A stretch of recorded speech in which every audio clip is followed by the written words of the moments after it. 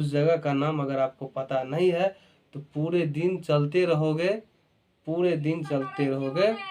तुम अपने लक्ष्य प्राप्त नहीं कर पाओगे, अपने एंड पॉइंट तक नहीं पहुंच पाओगे। जी हाँ दोस्तों, मैं आपको एक स्वामी विवेकानंद जी का स्टोरी आपके बीच लेके आया हूँ और मैं आपको स्वामी विवेकानंद से रिलेटेड एक उनका स्टोरी सुनाने जा रहा हूँ। ये स्टोरी है, स्वामी विवेकानंद जी महाराज को एक बार नदी पार करना था। नदी के किनारे बैठे हुए थे और वहाँ पर एक महात्मा जी आए और महात्मा जी को लगा कि ये चेहरा जो है हमको जाना पहचाना सा लग रहा है। महात्मा जी इतना सोच रहे थे, उसके बाद महात्मा जी अचानक से स्वामी विवेकानंद जी को पूछ दिए कि स्वामी, मैं आपको शायद जानता हूँ, शायद आपका नाम स्वामी विवेकानंद जी महाराज है। तो स्वामी विवेकानंद जी बोलते हैं कि हाँ, मेरा नाम स्वामी विवेकानंद जी है।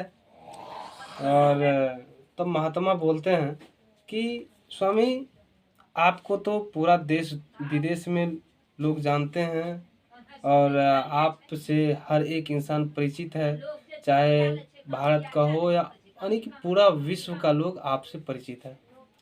स्वामी विवेकानंद जी बोलते हैं, जी जरूर, मुझसे पूरे विश्व का आदमी परिचित है, बताइए। तो महात्मा बोलते हैं कि स्वामी जी, मुझे ये पता नहीं चलता है कि आपको इतना आदमी जानते हैं पर मुझे क्यों नहीं जानते, जबकि मुझ में भी उतनी शक्तियां हैं। तो स्वामी जी कहते हैं, आप में क्या शक्तियां हैं? तो महात्मा जी कहते हैं कि मैं ये नदी को बिना नाव का पार करके आपको दिखाऊंगा कि मुझ में शक्तियां है कि नहीं है। और महात्मा जी बिना नाव का पानी पे चल के नदी के दूसरे तट पे चले गए और वहां से पुनः स्वामी जी के पास आ भी गए। और स्वामी विवेकानंद जी को बड़ा आश्चर्य हुआ कि भाई बिना नाव का ही नदी क्रॉस किया और आ भी गया।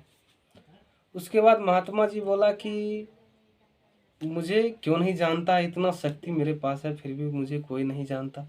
तो स्वामी विवेकानंद जी महाराज बोलते हैं, ठीक है, चलिए अब एक बार हम दोनों नाव से ही नदी को क्रॉस करेंगे, दूसरे तट पे जाएंगे। उसके बाद स्वामी विवेकानंद जी महाराज और महात्मा जी दोनों नाव पे बैठे और दोनों साथे दूसरे तट की ओर चले गए।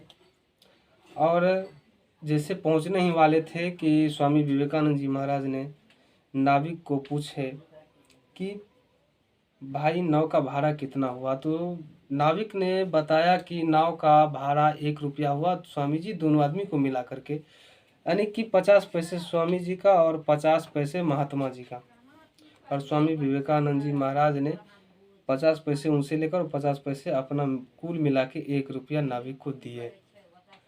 और जब स्वामी विवेकानंद जी महाराज नाव से उतरे तो महात्मा जी को पूछते हैं कि महात्मा जी, आपने बिना नाव का सहायता लिए नदी को पार करने के लिए